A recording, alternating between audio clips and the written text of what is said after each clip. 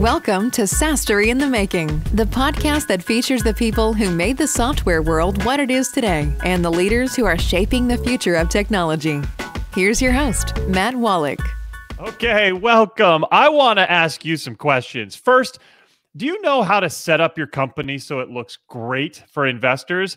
Or are you looking to find out some unique methods for fundraising? And when is the right time to even go get money? All of those questions and more will be answered today. This is SaaS-Story in the Making. I am your host, Matt Wallach, and I am delighted to be joined by my special guest, Stephanie Sims. Stephanie, how are you doing today? I'm doing great, Matt. Thanks for having me on. Absolutely. Let me tell everybody about Stephanie, and because I think it's really interesting on her background and everything she's been able to accomplish in her career. She is the founder of Financeability. This is a company that helps business owners learn how to manage their finances in a way that provides value. She has more than 2 decades of experience in finance, quality and IT management, and valuation of public and private entities. She's got a decade of investment banking with Goldman Sachs and Lehman and more. And it's really, really impressive what she's been able to do, and including she's helped her clients raise over $30 million. And really what she does now is she mentors early stage entrepreneurs at accelerator programs across the globe. And she serves even as a judge in startup competitions. That sounds like a ton of fun, Stephanie. I think I should look into doing that too. That sounds like a lot of fun. I bet you enjoy that. Yeah, it is. And I can definitely hook you up if you want to get involved. We're always looking for additional folks with different experiences to be part of those judging panels. Sounds like a ton of fun. We'll have to talk about that offline. And also lastly, Stephanie is the author of a great book, Funding Your Business Without Selling Your Soul. So once again, Stephanie, thanks so much for coming on the show. Of course, it's my pleasure. I'm excited to dive in and hear the questions that your audience wants to get answered, but also talk a little bit about sales as the principal source of capital, which most people forget. Every time they think about raising capital, they forget that sales is actually one of the best ways to get capital in your business. I totally agree. That's something that I coach my clients on as well is, hey, if you're needing some extra funds for this or that, you want this initiative, you want to kick this off, sell more business. It's so funny. One of my friends a long, long time ago told me sales fixes everything. You need to hire some more developers. You need to hire some more marketing people. You want to put some more dollars out there, sell some more stuff, and then you'll be able to do so. Exactly. I would put a little caveat: profitable sales where you actually make money, help you out. But yeah, it's so funny that people get so hung up on this concept of I have to go raise equity or I need to run a crowdfunding campaign. And those things have a place for sure. But a lot of times they overlook the thing that's sitting in their hands, which is how can I create something else of value that my clients or future clients might want to buy and pay me for? Yeah, absolutely. I love it. I can't wait to dive into that. But before we do, tell me what's been going on lately at Financeability and what's coming up for you. Wow. So that's kind of a loaded question as we sit here at the end of 2020. Like it's been for everybody, it's been a little bit of a crazy year, but I've been really excited to see a lot of the clients that I worked with who maybe were uncertain about how it was going to play out during the lockdowns and everything else, make some successful pivots and actually be able to get a lot of opportunities to raise capital. Hold on, Stephanie. Stephanie, hold on. I lost you there for like 10 seconds. Oh, no. So we'll just cut that out. Okay. Let's go back and I'll make sure my guy cuts that. But let's go back. I'll just rephrase the question. Okay. And then let you dive back in. Okay. Yeah, no worries. Okay. I can't wait to talk about all of that. So in the meantime, I want to know more about what's going on at Financeability and what's coming up with you, Stephanie. Oh, that's a great question. Like everyone, I think 2020 has been a very interesting year, if we can put it nicely. But I've been surprised to see how many people that I've worked with have made successful pivots despite the big challenges that they've had.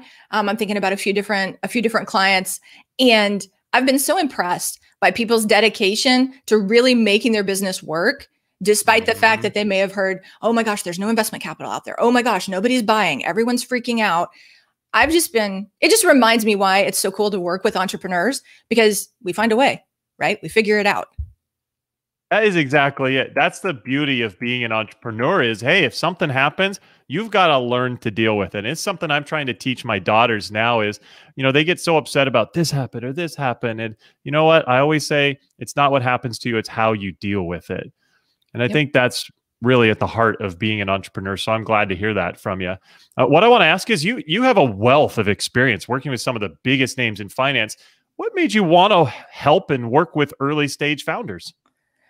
So it's really funny. After about a decade in investment banking and then a decade in a company that was a high-tech manufacturing company funded by both angels and venture capitalists, which we were able to successfully exit, I was kind of looking for the next thing to do. And my parents had owned a business since I was in high school. And they were looking to sell their business. And like, this is a very successful business and my parents are smart people. And they were struggling. And I started to talk to them and I was like, oh, now I get it.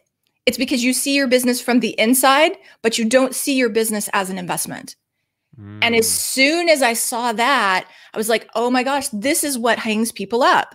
Whether they're trying to sell their business, whether they're trying to raise capital or anything else, they can't get far enough back to see their business as an investment for someone else.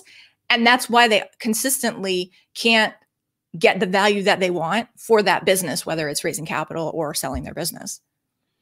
That's super interesting. And I totally agree. Sometimes you can't see the forest for the trees. And I think it's really important to have that help to be able to do that.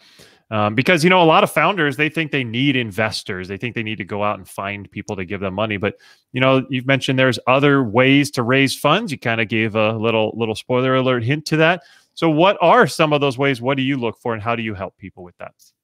Yes. So I think one of the most important things as you're thinking about growing your business is this sort of investor mindset. And you don't have to always be thinking, oh my gosh, what would someone on Sand Hill Road, one of these big VCs be thinking of my company? But you want to build that investor mindset muscle as you're making decisions in your business, right? So something as simple, I find a lot of founders do this. There are people that I see that they'll apply to every pitch competition, maybe across the country, definitely in their area, but they're out there like, okay, I'm going to fill out this application. And you ask them and it's like, what's the prize? $5,000, maybe 10. Some cases, there are bigger competitions, but it's like, okay, wait, so how much time did you invest in that application for a very small prize in front of an audience that may not even have one of your target clients in it, right? So like you're going to invest all these resources to go and win a $5,000 check, but you won't invest that same level of resource and commitment to signing a new client, for example, or to cleaning up your service offering or your product offering so that you're actually a little bit more profitable, right? And when you start to get that investor mindset and you ask yourself, what is the best use of the resources I already have? All of a sudden, you build an investable business that is super attractive to investors. And once they see that you know how to do that, they're going to come to you because there's not a lot of entrepreneurs that have really figured that out yet. I totally agree. I think that's a great way to look at it because you're right. I remember being a SaaS company growing, trying to find money. And we had this angel group looking at us and they were saying, oh yeah, well, you can come pitch to us. And we started looking at it and we're like, they're looking to give us like $5,000. And it's like, what are we doing? Like, why are we spending so much time on that? If we just put that amount of effort into developing out our sales process and coming up with the right framework, I'm sure we could generate as many or more sales than that. Plus it's recurring going forward. We're going to get a lot more out of it. So I agree. Exactly. And that's the piece that's hard because in the public press, we hear so often about these big funding rounds and like, that's the badge of honor. If you've raised a lot of money for your company, somehow that makes you successful. And the truth is that money is just a tool, right? It's not like money is money if it comes from your clients or if it comes from an investor, if it comes from the bank. It's all the same. It's not about getting the money. That's not the success. It's using the money to drive your business forward. That's interesting. And so don't get hung up on where the money comes from. I agree. So how does a founder know when it is the right time? Maybe they've done that. They've put their right process in place. What is that time for them to go out and seek investors? Yeah, so it's very funny. I talk to people about the $1 million question, and it's actually a $1 million question. If someone gave you $1 million today, you just like found it on the street, would you know exactly where to put it in your business so that you could double that money Would you know how to turn $1 million into $2 million inside your company? If the answer is yes, then it's time to go look for capital, because there are people who will buy that all day long, right? Every investor out there, if you can definitely show them how you can double their money, they're going to be interested. However, if you're just sitting around saying, oh, well, I can't do what I want because there's not enough money. Oh, well, money is the problem. And you don't actually know what you would do with the money to move your business forward, you're probably not ready to raise capital, because you need to understand what makes a good investment inside your business before you go and ask somebody else to make that investment. Mm-hmm. Absolutely. I mean, I've always heard, investors, what you want them to sense is that you've got the process. You've got a machine. You know how this is going to work. You know how this is going to work. You know this is going to work. The only thing that's missing is money, and to scale it. And if you put some money in this machine, you're going to get 3, 4, 5 times out on the other side. You know it. That's the only thing you're missing. And that's what investors are really looking for. Would you agree? Yeah, definitely. Sometimes I compare the business to like the engine of a car, right? So if your engine is all put together and really the only thing that's missing is gas, which in our analogy is the money, then you're going to be able to find people to give you the gas once you show them how fast the engine can go. However, if your engine is like laying around in parts on your garage floor, buying gasoline is not going to move it forward. Yeah, absolutely. And you've talked about how companies need to show themselves to be great investments. And this is part of that. We talked about the process, but is there anything else the company can do to set themselves up well for fundraising? So I think understanding how you're a good investment is the base, right? Like until you can do that, it's going to be very hard to raise money. I think that there's 2 other elements, one of which is knowing your numbers, right? Which doesn't just mean, hey, look, I can throw out a lot of metrics about my sales process, which they're important. But you need to be able to tell a story with those numbers that helps investors understand, hey, I manage and master really the way my business works. I know what levers are important. I know which numbers to look at, which numbers not to look at. And using that economic story, then what you can do is have a very clear milestone-based ask. So a lot of people go into the fundraising process and they're like, well, I think I need $1 million to get me through next year. Right? Because you hear about runway and people talk about, okay, well, how much runway do you have? That's a result. That's not the goal. If you understand that with taking $1 million, you can actually double your revenue, right? You could move from say 50,000 MRR to 100,000 MRR. That's a story that an investor, when you go to them and say, look, we're looking for investment to be able to double our MRR, an investor is going to perk up and be like, ooh, I want to talk to you. That's interesting. Because again, most people are in that place where they're like, well, I just need to raise $1 million to get me through next year. Yeah. And an investor is not really interested in getting you through next year. An investor is interested in how their investment is going to grow your business. It's funny because to a founder that feels like something that might be valuable, that feels like something they should be saying, but you're right. I mean, for an investor, they don't want to just cover, your burn to get you through whatever, Right. They want to help you accelerate. Yep. And ultimately, it's also about finding the right investors. Honestly, like a lot of times I see people and you ask them why they're pitching an investor, and it's like, well, because someone introduced me. It's like, no. Would you pitch a client because someone introduced you? Well, no, probably not, unless they were really in your target market. You're not going to try to sell something to somebody who's just not interested in what you do. Yeah. And that's something I actually try to work with people on, is they want to sell to everybody, and it's not right.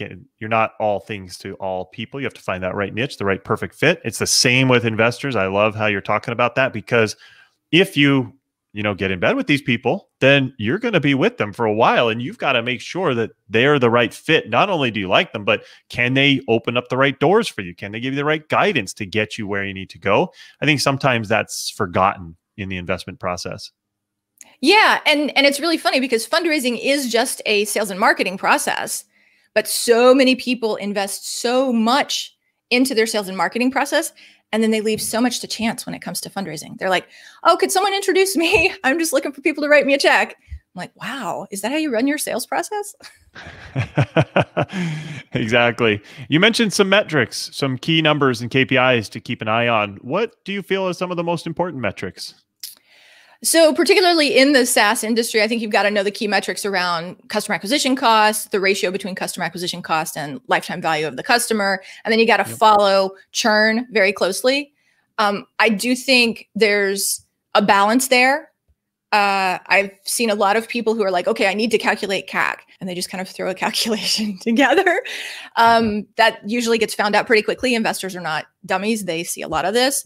And so it's better to have a calculation that makes sense for you and call it whatever you want to call it than to try to fit your company into a traditional CAC calculation and end up not being able to explain it because it just doesn't patently fit your business, right?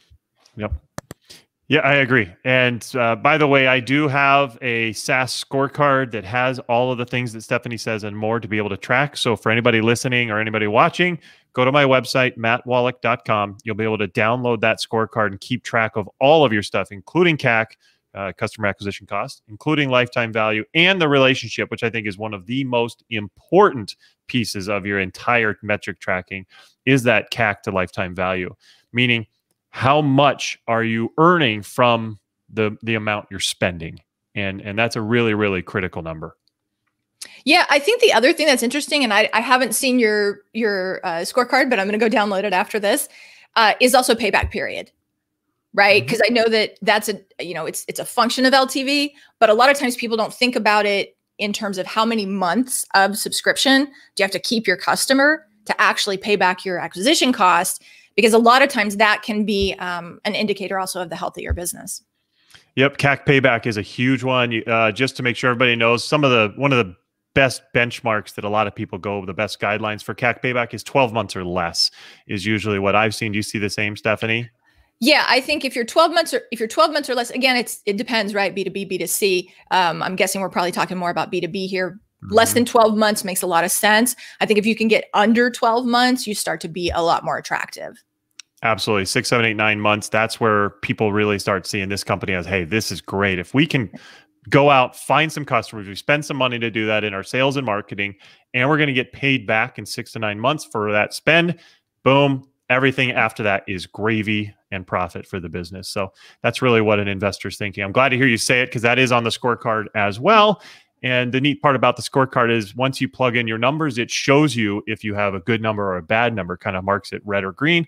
And that makes it really easy for you to keep track over time of whether you're doing well or not and what you need to fix. So yeah, definitely download it. And anybody else, make sure you go get that to help yourself out. Free download on my website.